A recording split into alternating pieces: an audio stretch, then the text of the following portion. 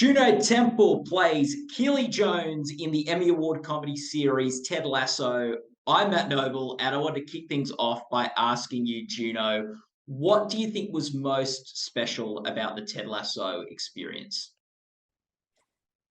Um, the fact that it never failed to prove that you should never judge a book by its cover.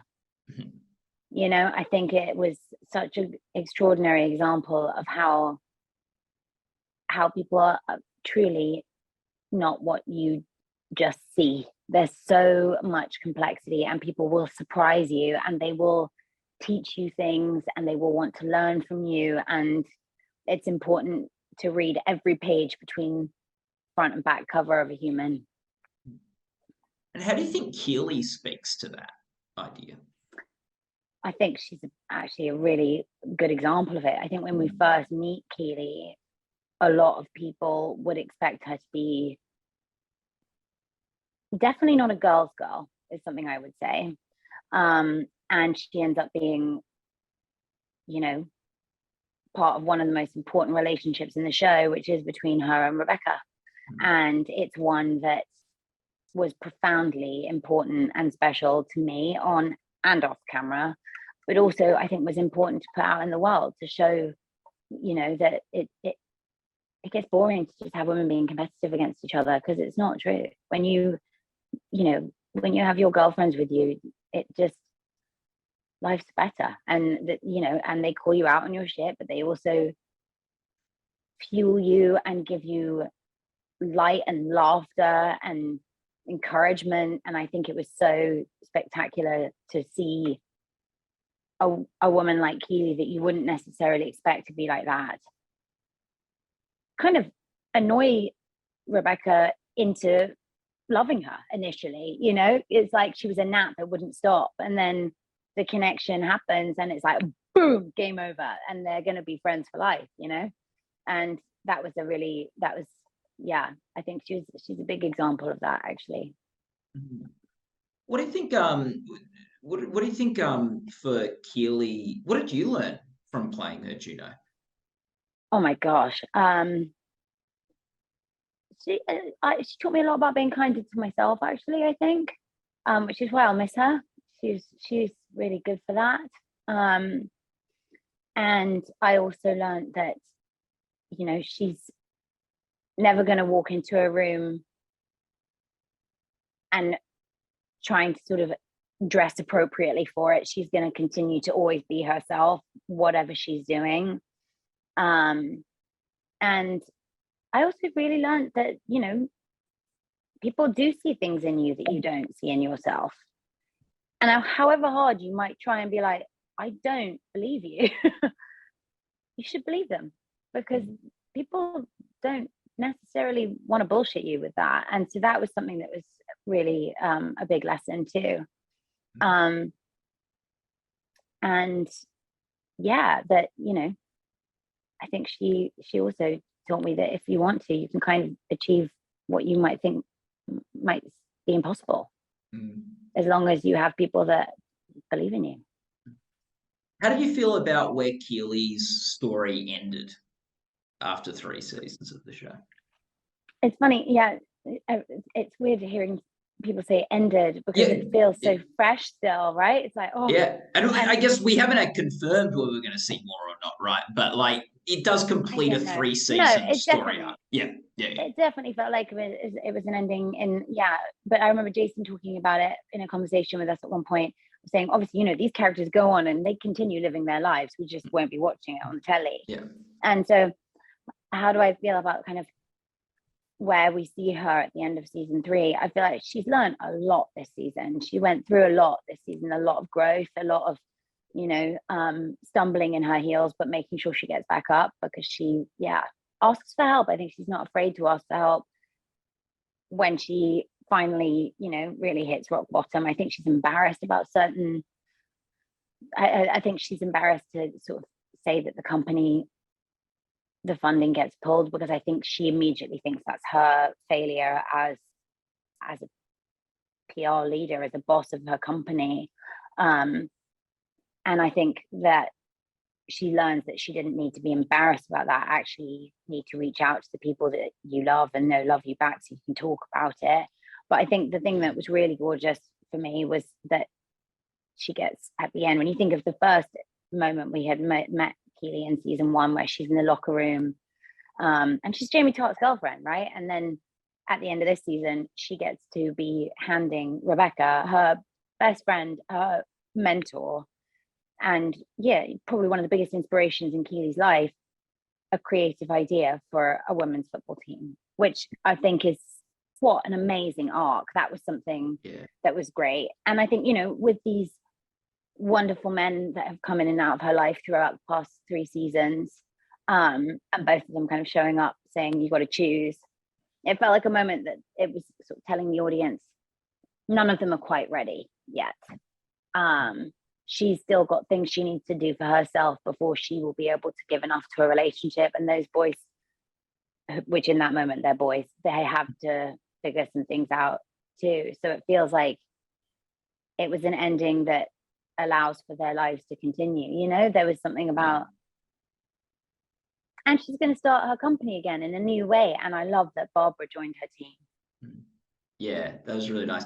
And do you think it was important that because most of the series, Keeley was in a relationship with someone. Was it important she ended the 3 seasons not with someone? Well, we see her at this moment in her life.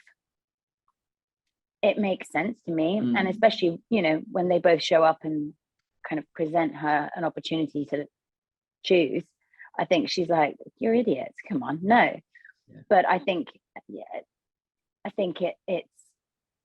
about that there's still some growth to happen, and I think in my imagination, my heart of hearts, if it was to continue, I feel like down the line Jamie Tartt would be the one to tell Roy, you love the girl, go get her, go on mate, what are you doing? And then there would be a kind of friendship that could always remain between the 3 of them, and you have Jamie helping Roy with that, and then Roy being able to get the girl but also be able to thank his mate for being like, thanks for letting me see that is what is right, but who knows, I don't know. But it felt like in that moment it was about the fact that we're not ending it with all the bows tied and all the endings being kind of happy ending. It feels like a few things are left open, and that's for them to continue their lives.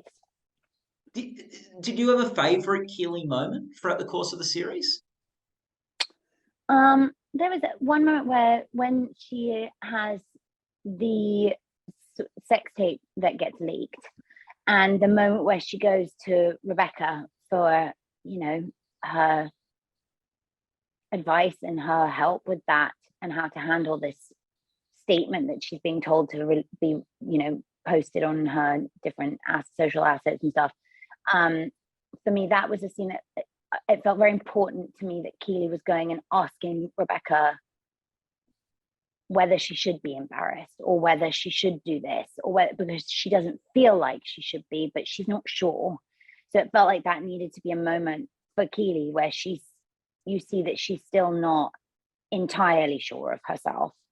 And so she needs guidance with certain things like that. But then throughout that conversation, she's also very eloquent with Rebecca saying, I know that you can see pictures of me without my top on the internet, but that was my choice.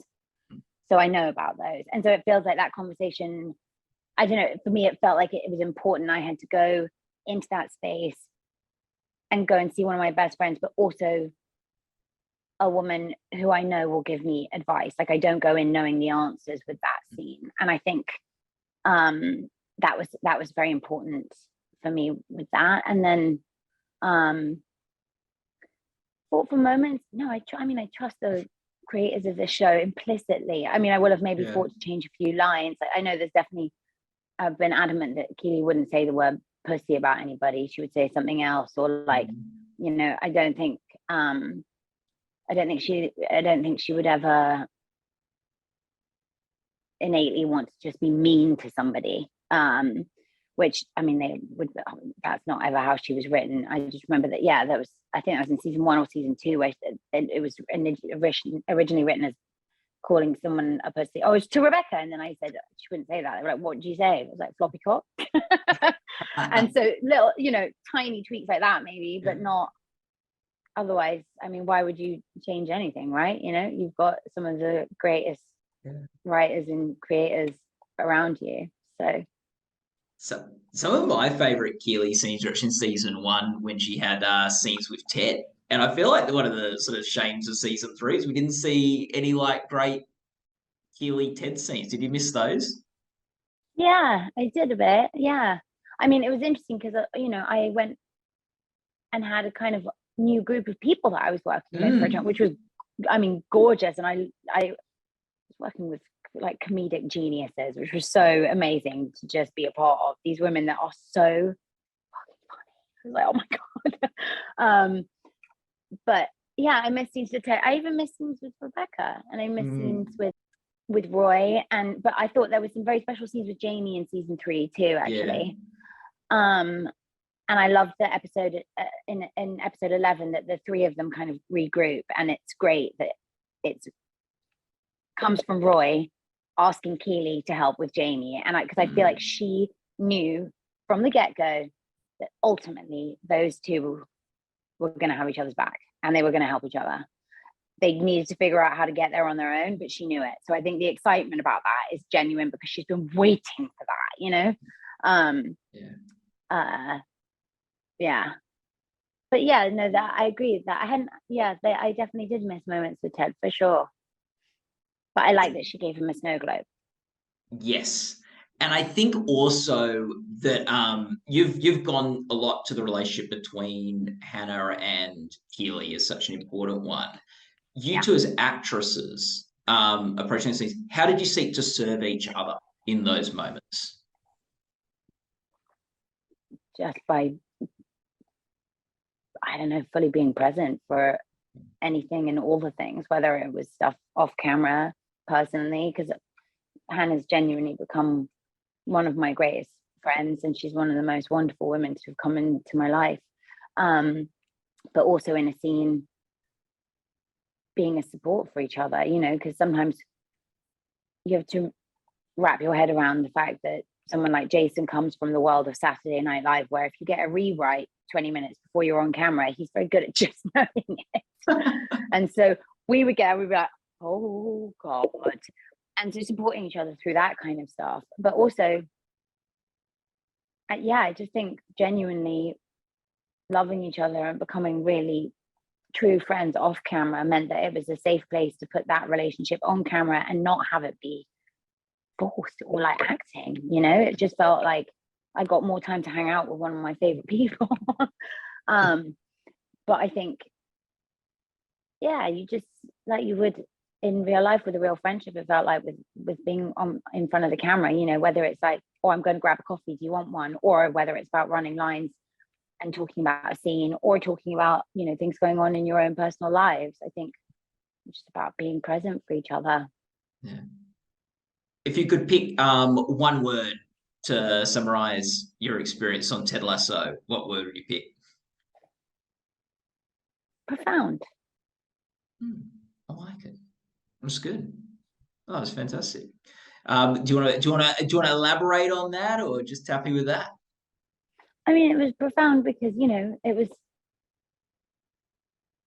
so scary to join that job initially because of the comic element to it, which was something that's so not, or I never thought would be in my future at all. And I learned so much from the comedy element of it, of how safe a sort of group of people need to be with each other, so that you can try out jokes and you don't feel like you're going to be humiliated for it or whatever. People are like so nurturing with you and patient with you, and something that I am so grateful for is no one actually expected me to be funny, so I just got given great dialogue, which meant that without me even realizing it, Keeley's really funny, and often it will be because I don't entirely get the joke.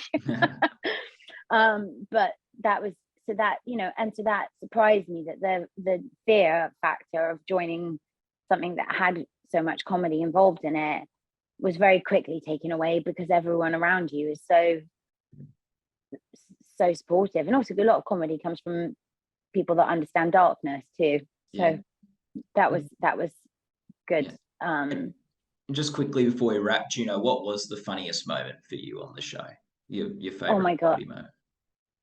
Well, so there was in season 2, there was the scene with Rebecca, Keeley, and Nate about the restaurant and tooting and practicing that. And that just shooting that whole sequence was one that was actually very difficult to keep a straight face through.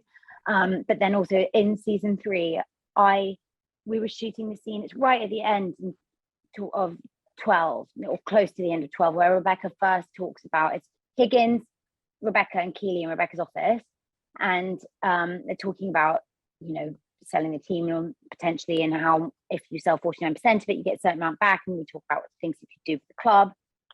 And Jeremy, who plays Leslie Higgins, was saying a line that was originally written, I turned those hot seats on. Those seats are great, but I made the mistake of turning my hot seat on in the summer and it melted my butt crack together, which is American. And Hannah said, oh, he's got to say bottom. And I don't know what happened. This has never happened before. It's never happened since. When he said melted my bottom crack together, I cracked, and I was laughing so hard. I saw Hannah this weekend. We were laughing about it still, that tears weren't running down my face. They were projecting out of my eyes. I was laughing so hard that I projectile teared. And Hannah then was laughing so hard at me laughing. And Jeremy was trying to get through the scene still. And it was, I genuinely, it was one of the funniest experiences I've ever had on a set. We were dying until somebody finally came and was like, I think we have to cut. But also Katie Wicks, Barbara, was tough to get through a scene with this season. She is an incredibly brilliantly funny woman too. Well, sounds like a cracking good time, Juno.